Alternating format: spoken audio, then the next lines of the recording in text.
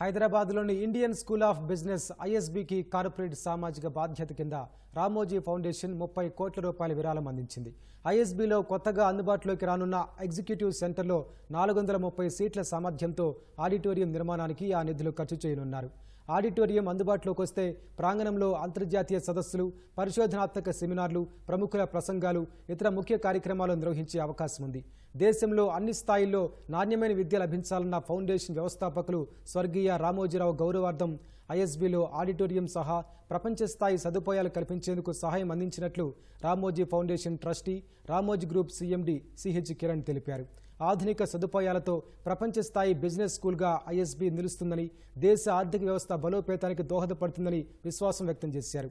అధ్యయనం, పరిశోధనలో ఐఎస్బీ ప్రపంచ స్థాయి సంస్థగా ఎదగడంలో దాతలిచ్చిన విరాళాలు కీలక పాత్ర పోషిస్తున్నాయని బోర్డు చైర్మన్ హరీష్ మన్వాని తెలిపారు.